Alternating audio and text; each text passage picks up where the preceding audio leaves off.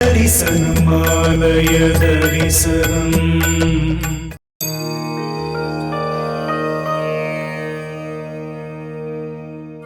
ஆலய தரிசனம்.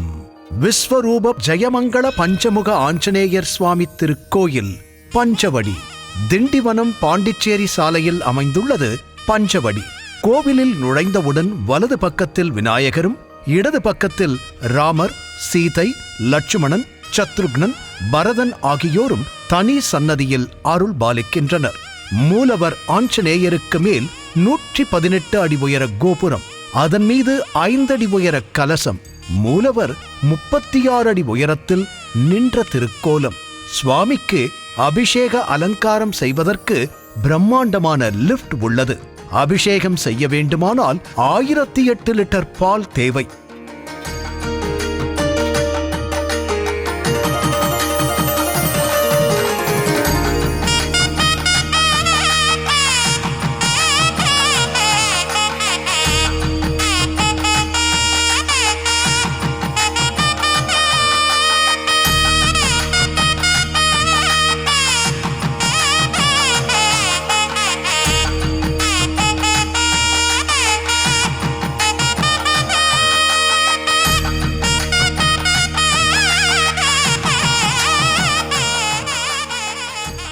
இத்திருக்கோவில் உருவாக மூல காரணமாக இருந்தவர் ஆஞ்சநேய பக்தரான ரமணி அண்ணா.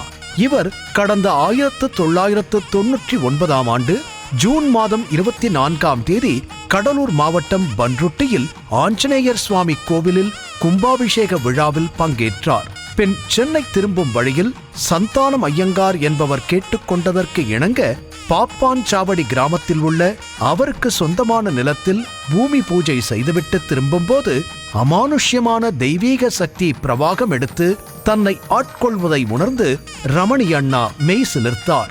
இந்த இடத்தில் தன் பிரபுவான ஸ்ரீ ராமச்சந்திர மூர்த்திக்கும் தனக்கும் ஓர் ஆலயம் நிர்மாணிக்க வேண்டும் என ஆஞ்சநேயர் சுவாமி அசரீரியாக கட்டளையிட்டார். ரமணி அண்ணா இந்த விவரத்தை சந்தானத்திடம் தெரிவித்ததும் ஆஞ்சநேயரின் ஆணைப்படியே கோவில் அமைக்க தேவையான நிலத்தை சந்தானம் மன நெகிழ்ச்சியோடு வழங்கினார். பின் ஸ்ரீ ஆஞ்சநேய சுவாமியின் அருள் கட்டளை தொடர்பான தேவ பிரசன்னம் பல விஷயங்களை தெளிவாக்கியது. இதற்கிடையே காஞ்சிபுரம் மாவட்டம் வாலாஜாபாதை அடுத்த சிறுதாமூர் கிராமத்தைச் சேர்ந்த பெருமாள் என்பவர் மிகப்பெரிய கருங்கல் ஒன்று தனது ஊரில் இருப்பதாக ரமணி அண்ணாவிடம் தெரிவித்தார். பிறகு பஞ்சமுக ஆஞ்சநேயர் சுவாமி விக்கிரகத்தை உருவாக்கத் தொடங்கினர். எல்லா கோயில்களிலும் முக்கிய தெய்வ சன்னதியின் வாயிலில் துவார பாலகர்களை வாயில் காப்பவர்களாக பிரதிஷ்டை செய்வது வழக்கம். ஸ்ரீ ராமபிரான் மகாவிஷ்ணுவின் அவதாரம் ஆகையால் எல்லா பெருமாள் கோயில்களிலும் உள்ளது போல் ஜெயன், விஜயன் என்கிற 2 துவார பாலகர்கள் ஜெயமங்கள பட்டாபிராமர் சன்னதியின் வாயிலின் இருபுறமும் கம்பீரமாக காட்சி அளிக்கின்றனர். ஆனால் ஜெயமங்கள பஞ்சமுக ஸ்ரீ ஆஞ்சநேய சுவாமி சன்னதி துவார பாலகர்களாக சுக்ரீவனும் அங்கதனும் காவல் நிற்கிறார்கள். ஸ்ரீ ராமபிரானுக்கும் ராவணனுக்கும் இடையே நடந்த யுத்தத்தில் ராவணன் முதல் நாள் போரிலேயே தன் பந்து மித்திரர்களுடன் அனைத்து படை வீரர்களையும் இழந்தான். முடிவில் ராமனை நேருக்கு நேர் சந்தித்தான். போரில் படை கலன்களை இழந்து நிராயுதபாணியாக நின்ற ராவணனை கொல்ல மனமின்றி இன்று போய் நாளை வா என்றார் ராமர். அந்த நிலையிலும் மனம் மாறி திருந்த தனக்கு நல்வாய்ப்பை அளித்த ராமபிரானின் அருங்குணத்தை உணராமல் மற்றொரு அசுரனான மயில் ராவணனை உதவிக்கு அழைத்தான் ராவணன். தன் உதவியை யாசித்த ராவணனுக்காக மிக கொடிய வேள்வி ஒன்றை நடத்த முற்பட்டான் மாயாவியான மயில் ராவணன்.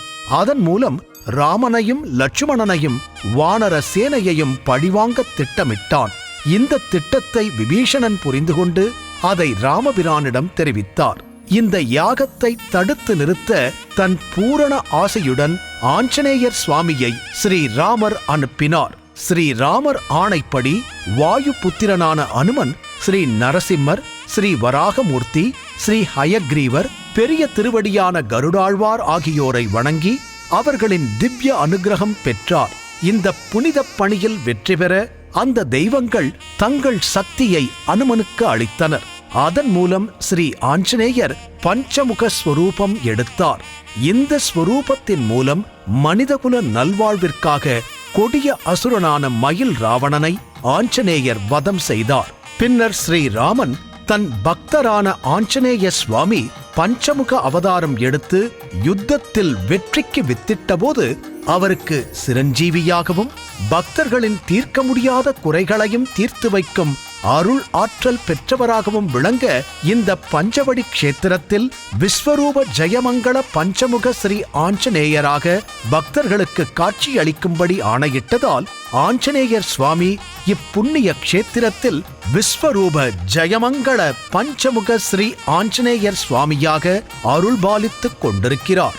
அசோக வனத்தில் சிறை வைக்கப்பட்டிருந்த சீதையை தேடிப்போன அனுமன் சிம்சுகா மரத்தடியில் வீற்றிருந்த சீதையை கண்டதும் ராமனை பற்றி கூறி சீதையின் நம்பிக்கைக்கு பாத்திரமானார்.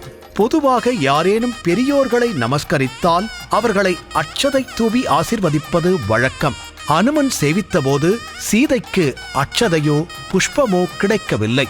ஆனால் அருகில் வெற்றிலை கிடைக்க அதனையே அனுமன் தலைமீது தூவ அனுமனும் அந்த வெற்றிலைகளை ஒரு நூலில் கோர்த்து சீதையிடம் கொடுத்து தனக்கு மாலையாக அணிவிக்குமாறு கேட்டு அதை கழுத்தில் அணிந்ததாகவும் அதன் காரணமாகவே அனுமனுக்கு வெற்றிலை மாலை சாற்றப்படுவதாகவும் சொல்கிறார்கள். அதுபோல ராம ராவண யுத்தம் முடிந்த பிறகு சீதையை பார்த்து செய்தியை கூற அனுமன் சென்றபோது சீதை நெற்றியின் மேலே செந்தூரம் அணிந்திருந்ததை பார்த்து இது குறித்து சீதையை கேட்க ராமன் ராவணனை யுத்தம் செய்யச் செல்லும் போது அவருக்கு வெற்றி கிடைக்க வேண்டும் என்று செந்தூரம் அணிந்ததை கூறினார். நெற்றியில் சிறிதளவு இட்டதற்கே இத்தனை பெரிய வெற்றி ராமனுக்கு என்றபோது உடல் முழுவதும் பூசினால் ராமன் எவ்வளவு வெற்றி வாகை சூட முடியும் என எண்ணி உடல் முழுவதும் ஆஞ்சநேயர் செந்தூரம் அணிந்து கொண்டதாகவும் இதுவே அனுமனுக்கு செந்தூரம் சாத்தும் வழக்கம் வர காரணம் என்பதாகவும் வரலாறு. அனுமன் மீது நம்பிக்கை கொண்ட ராமர் தனது கணையாழி மோதிரத்தை கொடுத்து சீதை இருக்கும் இடம் கண்டறிய ஆசிர்வதித்து அனுப்பினார். ராவணன் லங்காபுரியில் சீதையை சிறை வைத்திருப்பதை அறிந்து சமுத்திரத்தை தாண்டுவது எப்படி என்று யோசித்தார். அப்போது அனுமனின் ஆற்றலை கூறி கடல் தாண்டி செல்ல ஊக்கப்படுத்தினார். அப்போது ராமா ராமா என்ற மந்திரத்தை கூறியவாறு விஸ்வரூபம் எடுத்து ஆகாய மார்க்கமாக இலங்கை சென்றார். சீதையை கண்டார். கணையாழி மோதிரத்தை காட்டி நான் ராமதூதன் என்றார். அரக்கர்கள் அனுமனை சிறைபிடித்து ராவணன் முன்பு நிறுத்தினர். ராம நாமத்தை கூறியதால் அனுமனின் வாள் நீண்டது. ராவணனின் எதிரே வாளினால் சிம்மாசனம் இட்டு அமர்ந்து நான் ராமபிரானின் தூதன், சீதையை விட்டுவிடு என்று அனுமன் கூறினார். அரக்கர்கள் அனுமன் வாளில் தீப்பந்தம் சுற்றி தீயிட்டு கொளுத்தினர். சீதா பிராட்டியின் கற்பின் தீரத்தால் வாள் தீயில் வெந்து போகவில்லை. இலங்கையின் ஒரு பகுதியை வாளிலிட்ட நெருப்பினால் எரித்தார் அனுமன். பிறகு சீதையிடம் சூடாமணி பெற்று மீண்டும் கடல் தாண்டி ராமபிரானை வணங்கி கண்டேன் சீதையை எனக் கூறி சூடாமணியை கொடுத்தார். ராமபிரான் மகிழ்ந்து ஆஞ்சநேயரை போற்றினார். தீவிர ராம பக்தரான அனுமன் ராமரின் வாயாலேயே சிரஞ்சீவி வரம் பெற்றார். பக்தி, வீரம், பேச்சுத்திறன், சேவை ஆகியவற்றிற்கு உதாரணமாகச் சொல்லப்படுபவர் வீர ஆஞ்சநேயர். அவரை வழிபடுபவர்களுக்கு எந்த துன்பமும் ஏற்படாது என்பது பக்தர்களின் நம்பிக்கை. அனுமனை வழிபட்டால் மக்கட்பேறு, புகழ், கல்விச் செல்வம் போன்றவற்றை பெறலாம். மனதில் உள்ள சங்கடங்கள் தீரும். தொழிலில் அபிவிருத்தி அடைவதுடன் குடும்ப கஷ்டங்கள் தீரும். நோய்கள் விலகி ஆரோக்கியமான வாழ்க்கை அமையும். கல்வியில் முன்னேற்றம் ஏற்படும். கிரக தோஷங்கள் விலகும். அனுமனுக்கு வெண்ணெய் காப்பை சாத்தி வழிபடுவதனால் கஷ்டங்களும் வெண்ணெய் உருகுவது போல் உருகிவிடும். தாம்பூலம் என்னும் வெற்றிலையை மாலையாக கட்டி அணிவித்து சனிக்கிழமை அனுமன் கவசம் படித்தால் சத்ருபயம் நீங்கி நலம் பெறலாம். அனுமனுக்கு பிரியமான நிவேதனப் பொருள் திராட்சை பழம் படைத்து வழிபட வேண்டும். அனுமனுக்கு செந்தூரம் பூசி வடை மாலையோடு ராமஜெயம் எழுதிய காகித மாலையும் அணிவித்து அனுமனின் அருள் பெறலாம். அனுமனுக்கு துளசி மாலை சாத்தி வழிபட்டால் சனீஸ்வரனின் பாதிப்புகளிலிருந்து விடுபடலாம். அனுமனை வணங்குவதால் புத்தி, பலம், புகழ், அஞ்சாத நெஞ்சம், ஆரோக்கியம் ஆகியவற்றை பெறலாம். திருமண தடை நீங்க அனுமனுக்கு வியாழனன்று வெற்றிலை மாலை சாத்தி வழிபட வேண்டும்.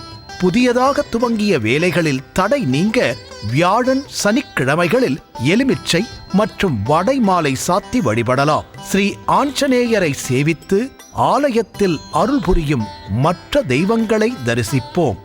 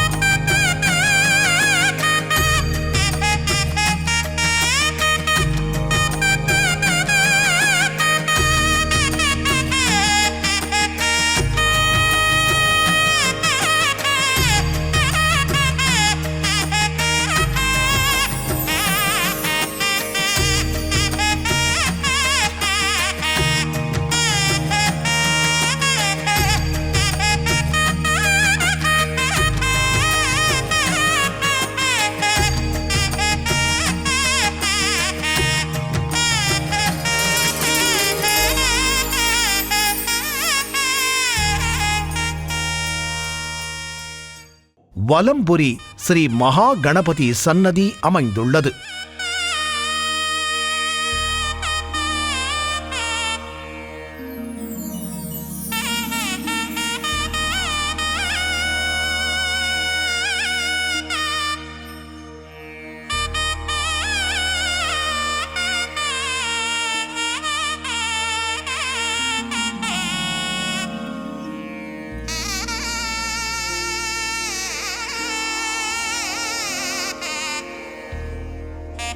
ஸ்ரீ ராமச்சந்திரமூர்த்தி சன்னதி.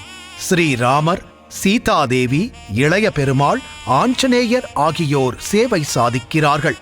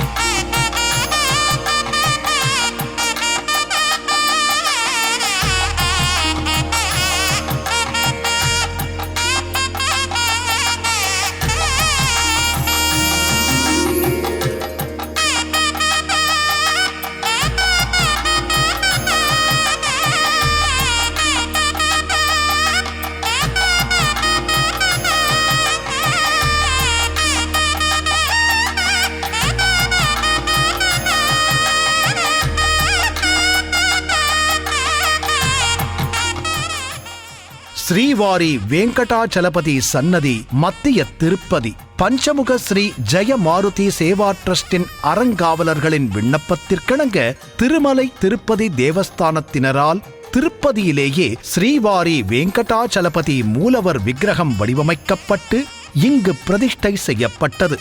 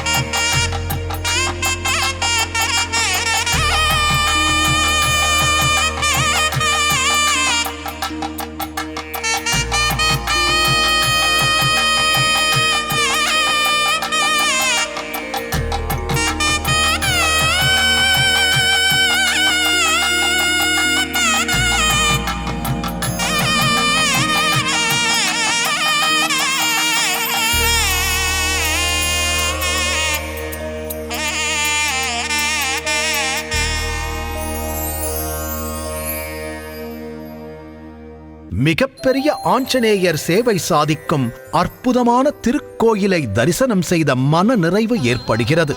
ஒவ்வொரு மாதமும் மூல நட்சத்திரத்தன்று ஆஞ்சநேயர் சுவாமிக்கு விசேஷ பால் மற்றும் மங்கள திரவியங்களால் அபிஷேகம் நடைபெறும். ஒவ்வொரு ஆங்கில மாதத்தின் முதல் ஞாயிற்றுக்கிழமையும் ஆஞ்சநேயருக்கு சிறப்பு பால் அபிஷேகம் நடைபெறும். ஒவ்வொரு ஆண்டும் மார்கழி மாதம் அமாவாசையுடன் கூடிய மூல நட்சத்திரத்தன்று அனுமன் ஜெயந்தி உற்சவம் 4 முதல் 5 நாட்கள் வரை வெகு விமர்சையாக கொண்டாடப்படுகிறது. அஞ்சிலே ஒன்று பெற்றான், அஞ்சிலே ஒன்றைத் தாவி, அஞ்சிலே ஒன்று ஆறாக ஆரியர்க்காக ஏகி, அஞ்சிலே ஒன்று பெற்ற அணங்கு கண்டு அயலார் ஊரில் அஞ்சிலே ஒன்றை வைத்தான், அவன் எம்மை அழித்துக் காப்பான். ஆலய தரிசனம் காண்போம். அருள்மிகு பஞ்சமுக ஆஞ்சநேய சுவாமி அருள் அனைவருக்கும் கிடைக்க வேண்டும் என்று மனதார பிரார்த்திப்போம். ஜெய் ஸ்ரீராம், ஜெய் ஸ்ரீராம், ஜெய் ஸ்ரீராம். இது போன்ற ஆன்மீக வீடியோக்களை தொடர்ந்து பார்க்க கடவுள் டிவி யூடியூப் சேனலை சப்ஸ்கிரைப் பண்ணுங்க.